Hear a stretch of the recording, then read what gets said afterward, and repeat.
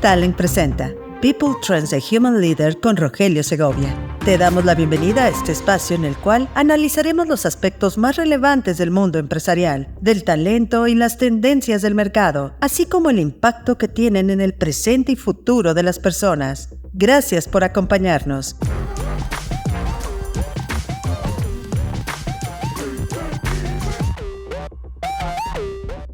Bienvenidos, hoy es martes 15 de agosto y yo soy Rogelio Segovia. Esto es People Trends, un espacio que explora los aspectos más relevantes del talento y del trabajo.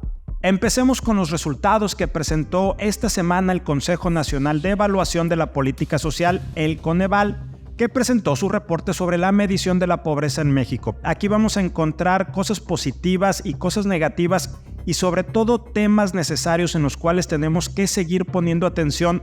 Porque lo que estamos haciendo las empresas, las organizaciones, es buscar talento, pero tenemos que entender qué tipo de necesidades tiene hoy en día el talento, porque también eso nos va a ayudar mucho a alinear nuestra oferta de valor, pero también que podamos ver el contexto en el que hoy se encuentra. Bueno, el reporte de Coneval muestra una baja en el número de pobres a nivel nacional.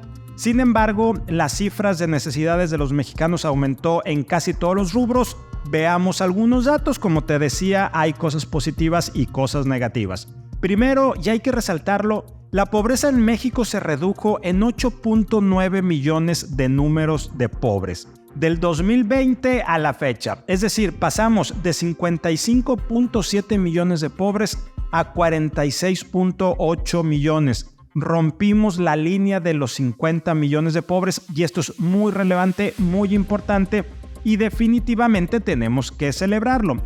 Pero en los temas que tenemos que poner atención, demasiada atención, tiene que ver en dos muy puntuales: rezago educativo y carencias de acceso a servicios de salud.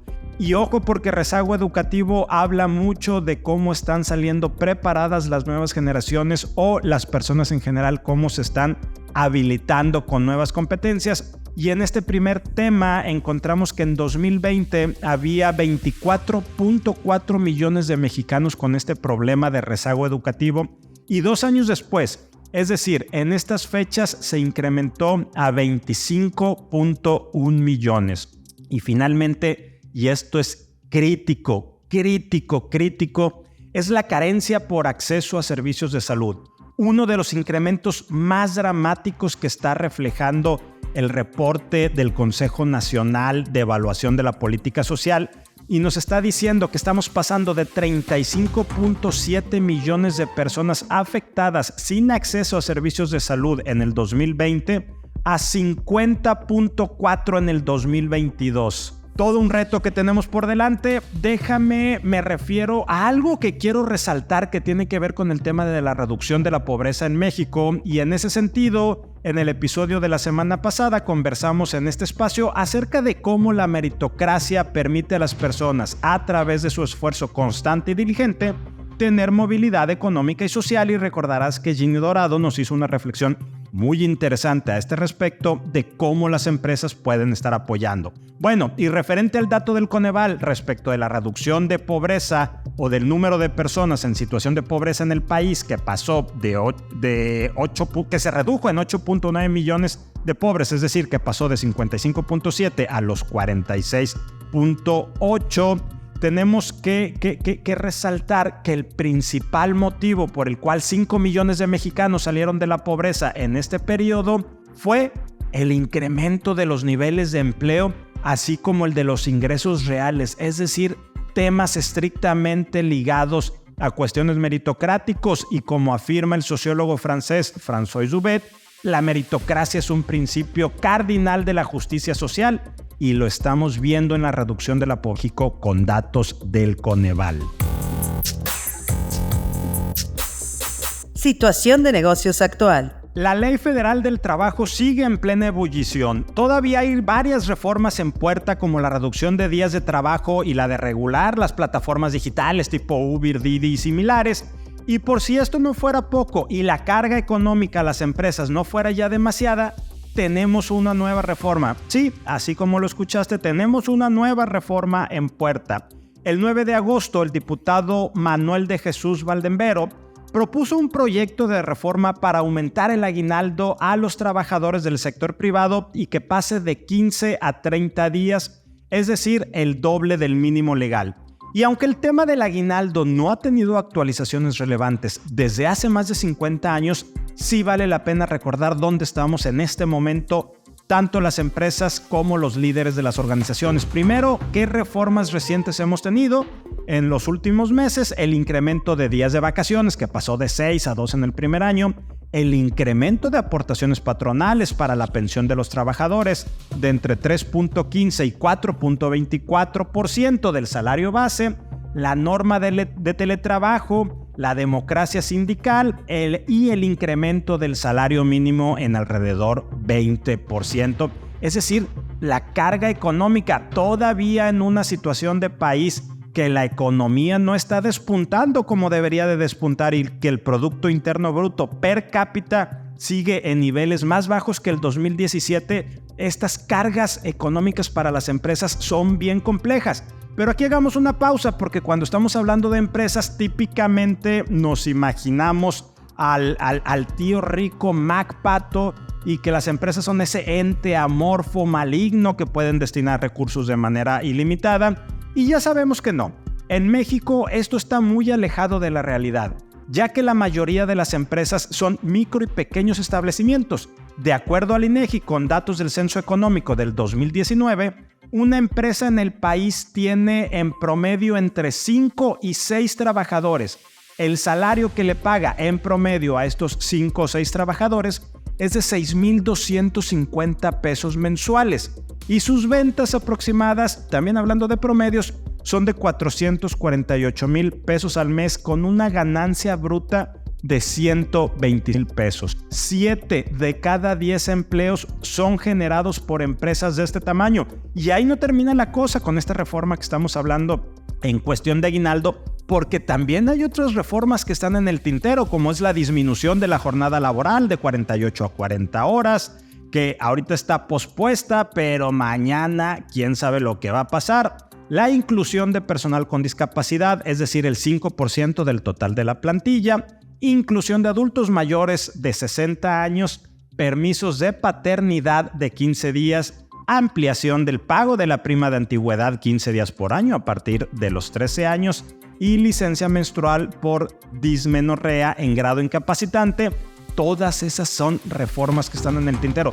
Y ojo, y como lo he dicho en mi columna en El Financiero, en el periódico El Financiero, no se me malinterprete, estas son reformas necesarias para los trabajadores en México y sobre todo cuando hablamos que habían pasado más de 50 años sin que hubiera beneficios tangibles, pero hacerlas todas al mismo tiempo, como si las estuviéramos metiendo en un embudo, puede afectar y va a afectar probablemente la capacidad económica de las organizaciones. No olvidemos que 7 de cada 10 empleos son generados por empresas chiquitas que tienen entre 5 y 6 trabajadores. Y a continuación escuchemos a Yeshua Gómez, líder de litigio laboral para México de E&Y, quien nos explica con mayor detalle el alcance de esta nueva reforma a la Ley Federal del Trabajo en temas de aguinaldo. Una semana movida para el mundo del derecho del trabajo.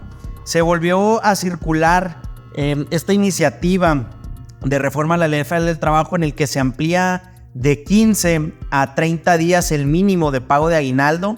E inclusive en algunos foros se mencionó que pudieran discutir ampliarlo hasta 40 días. Además de que nuevamente se circuló esta versión de iniciativa de reforma constitucional en el que reducen la jornada y establecen que por cada 5 días de trabajo los trabajadores tendrán derecho a descansar 2. Es algo muy común, o por lo menos en México, que previo a las elecciones, en este caso nosotros tenemos elecciones el 2 de junio del próximo año, se discutan este tipo de iniciativas que tiendan a ganar pues, la evidente simpatía del voto y de la mayoría de las personas en México, ¿no? Entonces hay que estar muy atentos. Tenemos enfrente 2 periodos de sesiones ordinarias del Congreso. Lo tenemos esta que empieza en septiembre, termina en diciembre, la próxima en febrero, termina en abril. Entonces, pues vale la pena estar atentos, estar preparados para cualquier movimiento, cualquier tema que tienda a mover el derecho del trabajo como ha sido los últimos años. Economía. La pasada fue nuevamente una semana con mucha actividad en temas económicos. Ya esta semana va a estar un poco más tranquila en temas y noticias a este respecto, pero veamos lo que sucedió. En julio, la inflación anual fue del 4.79%. Sí, ya tenemos el dato, 4.79%. Las presiones siguieron cediendo. La inflación en México continúa desacelerándose y acercándose a la meta del Banco de México. Esto de acuerdo con los datos divulgados por el INEGI, el Instituto Nacional de Estadística y Geografía. En julio, el Índice Nacional de Precios al Consumidor, el famoso INPC, mostró un avance mensual de 0.48%, con lo que la tasa anual de inflación se desaceleró a 4.79%. Y aunque la trayectoria es a la baja, ya es el sexto mes consecutivo que se está desacelerando, el dato de la inflación general se encontró por encima de la proyectada por el mercado. El mercado proyectaba 4.77 y cerramos en 4.79%, ligeramente por arriba. La inflación subyacente, esta que nos interesa, es decir, la que excluye la inflación de elementos como lo son los alimentos frescos y la energía, se ubicó por debajo, se desaceleró por quinta quincena al hilo y subió a julio al 6.64%. Los precios, y esto, ojo, que siguen a la alza, fueron los de alimentos procesados, bebidas y tabaco, con un incremento del 9.8%, y las mercancías con un alza del 7.8%.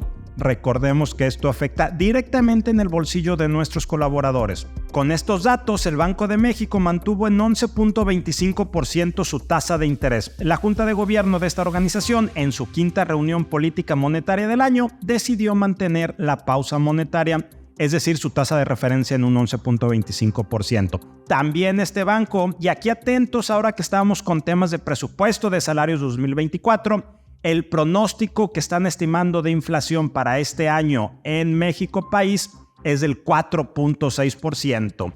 Estados Unidos, la inflación anual se aceleró al 3.2% en julio desde el 3.0% de junio, pero se encontró por debajo de las previsiones. Aquí es contrario a lo que sucedió en México. Allá las previsiones fueron del 3.3% y la inflación se ubicó finalmente en el 3.2%. ¿Qué quiere decir todo esto? Que la inflación en aquel país, aunque tuvo un ligero ascenso comparado con el mes anterior, se sigue manteniendo por debajo de lo estipulado y puede ser que ya llegue a donde lo están estimando las autoridades de aquel país para seguir controlando la inflación y quizá empezar a soltar un poco las tasas de interés. Por lo pronto, escuchemos a Ángel Mas, director de estudios económicos de Grupo Único y creador de contenido en LinkedIn, su reflexión económica de esta semana. Respecto a notas sobre economía y finanzas, un par de temas relevantes. INEGI informó que al cierre de julio de 2023, la inflación general, así como el componente subyacente, continúan su tendencia a la baja al ubicarse en 4.79% y 6.64% respectivamente. A pesar de lo anterior, el componente subyacente todavía se encuentra en niveles muy elevados, situación que no se observaba desde 2001 y que de alguna manera restringen que la inflación general tenga un descenso más pronunciado. Precisamente este hecho fue considerado por Banco de México en su decisión de mantener sin cambio la tasa de interés de referencia en 11.25 y de su comunicado de prensa se infiere que la mantendría sin cambios a menos que la inflación general se acercara a niveles cercanos al 3%. No obstante, la última encuesta de expectativas económicas de Citibanamex refiere que 23 de los 33 encuestados, es decir, un 69.7%, vislumbra una reducción de 25 puntos base antes de que termine el presente año. Retomando el tema de inflación, cabe destacar que el rubro de alimentos, bebidas y tabaco se encuentra todavía muy por encima al registrar 9.79% versus el 12.09% de julio de 2022.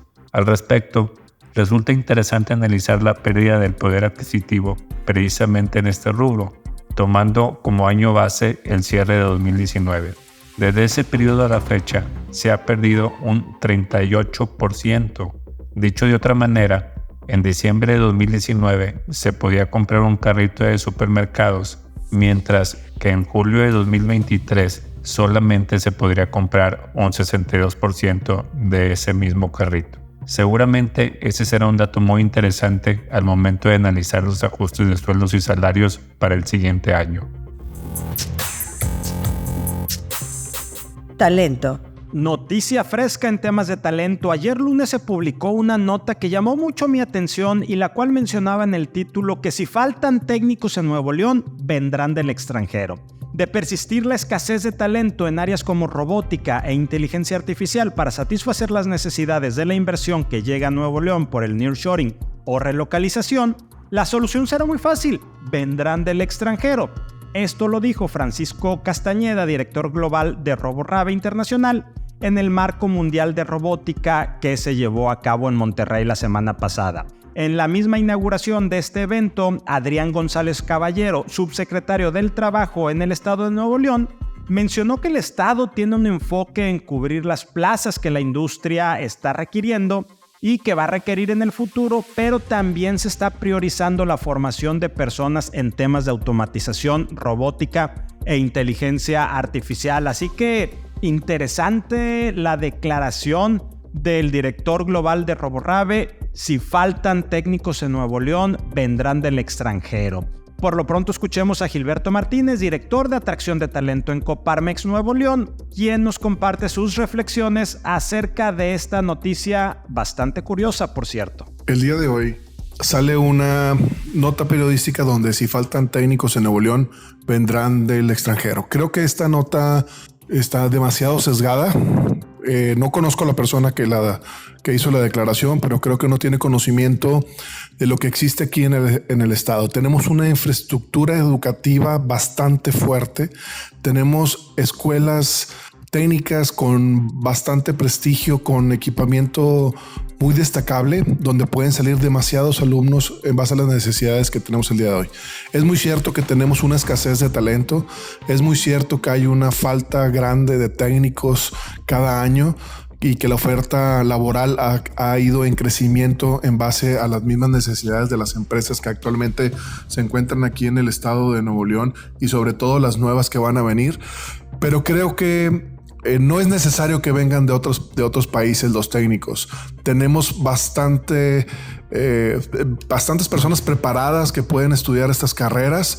Yo creo que ha sido más falta de promoción de estas mismas escuelas, donde podemos obtener un gran talento para nuestras empresas. Está la Roberto Roca, está los mismos CONALEPs, los CEBETIS, los ECATIS, el mismo ICET, que es del gobierno del estado, donde tiene talleres muy especializados. Hay bastantes oportunidades para estudiar. Creo que ha hecho falta más promover este sector educativo por las mismas oportunidades que pueden obtener estos chavos al estudiar estas carreras y ayudarlos a promoverse en los mejores empleos que haya el día de hoy.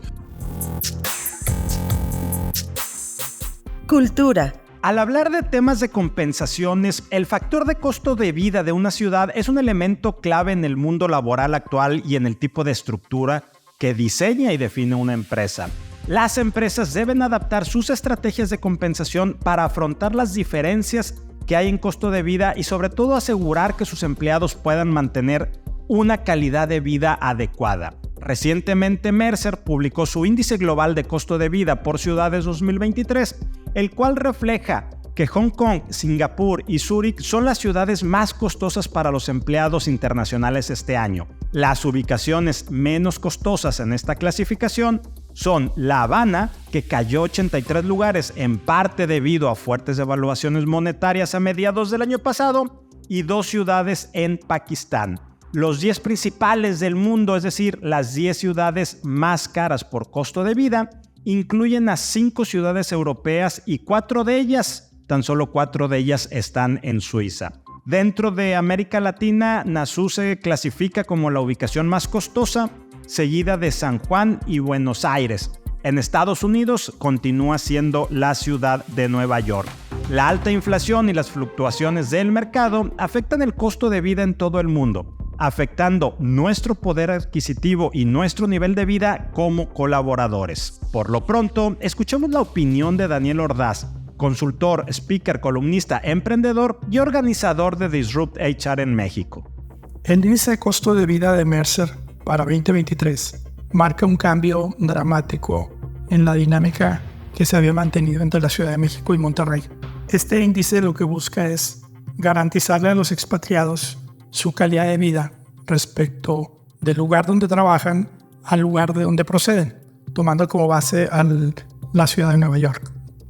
En 2020, la Ciudad de México ocupaba el lugar 120, Monterrey el lugar 177, es decir, Ciudad de México era más cara. En el 21, la Ciudad de México se abarató y se fue al lugar 152. Monterrey subió al 183. Para el 22, la Ciudad de México cambió al 149, solamente 3 posiciones de encarecimiento. La ciudad de Monterrey se encareció en 2 posiciones, al 185. Pero para 2023, Ciudad de México pasa a ser la número 79. Mientras que Monterrey pasa a ser la 155.